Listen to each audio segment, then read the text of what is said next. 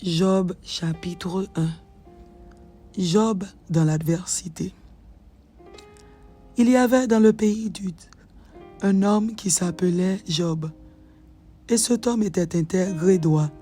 Il craignait Dieu et se détournait du mal. Il lui naquit 7 fils et 3 filles. Il possédait 7000 brebis, 3000 chameaux, 500 paires de bœufs, 500 ânesses, et un très grand nombre de serviteurs. Et cet homme était le plus considérable de tous les fils de l'Orient. Ses fils allaient les uns chez les autres et donnaient tour à tour un festin, et ils invitaient leurs 3 sœurs à manger et à boire avec eux. Et quand les jours de festin étaient passés, Job appelait et sanctifiait ses fils. Puis il se levait de bon matin et offrait pour chacun d'eux un holocauste, car Job disait: « Peut-être mes fils ont-ils péché et ont-ils offensé Dieu dans leur cœur. » C'est ainsi que Job avait coutume d'agir. Or, les fils de Dieu vinrent un jour se présenter devant l'Éternel, et Satan vint aussi au milieu d'eux. L'Éternel dit à Satan: « D'où viens-tu? » Et Satan répondit à l'Éternel: « De parcourir la terre et de m'y promener. » L'Éternel dit à Satan: « As-tu remarqué mon serviteur Job? Il n'y a personne comme lui sur la terre. C'est un homme intègre et droit, craignant Dieu et se détournant du mal. » Et Satan répondit à l'Éternel: « Est-ce d'une manière désintéressée que Job craint Dieu? Ne l'as-tu pas protégé, lui, sa maison et tout ce qui est à lui? Tu as béni l'œuvre de ses mains, et ses troupeaux couvrent le pays. Mais étends ta main, touche à tout ce qui lui appartient, et je suis sûr qu'il te maudit en face. » L'Éternel dit à Satan: « Voici, tout ce qui lui appartient, je te le livre. Seulement, ne porte pas la main sur lui. » Et Satan se retira de devant la face de l'Éternel. Un jour que les fils et les filles de Job mangeaient et buvaient du vin dans la maison de leur frère aîné, il arriva auprès de Job un messager qui dit: « Les bœufs labouraient et les ânesses paissaient à côté d'eux. Des Sabéens se sont jetés dessus, les ont enlevés et ont passé les serviteurs au fil de l'épée. Et je me suis échappé moi seul pour t'en apporter la nouvelle. » Il parlait encore lorsqu'un autre vint et dit: « Le feu de Dieu est tombé du ciel, a embrasé les brebis et les serviteurs et les a consumés. Et je me suis échappé moi seul pour t'en apporter la nouvelle. » Il parlait encore lorsqu'un autre vint et dit: « Des Chaldéens, formés en 3 bandes, se sont jetés sur les chameaux, les ont enlevés et ont passé les serviteurs au fil de l'épée.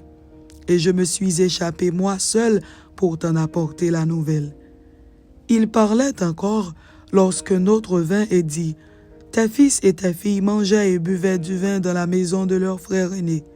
Et voici, un grand vent est venu de l'autre côté du désert et a frappé contre les 4 coins de la maison. Elle s'est écoulée sur les jeunes gens, et ils sont morts. Et je me suis échappé moi seul pour t'en apporter la nouvelle. » Alors Job se leva, déchira son manteau et se rasa la tête. Puis, se jetant par terre, il se prosterna et dit: « Je suis sorti nu du sein de ma mère, et nu je retournerai dans le sein de la terre.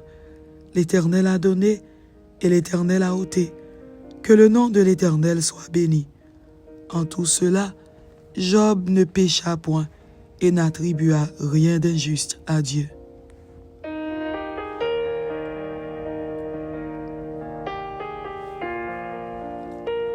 Job chapitre 2. Or, les fils de Dieu vinrent un jour se présenter devant l'Éternel, et Satan vint aussi au milieu d'eux se présenter devant l'Éternel.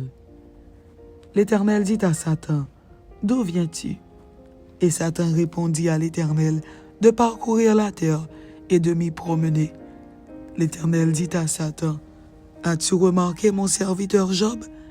Il n'y a personne comme lui sur la terre. C'est un homme intègre et droit, craignant Dieu et se détournant du mal. Il demeure ferme dans son intégrité, et tu m'excites à le perdre sans motif.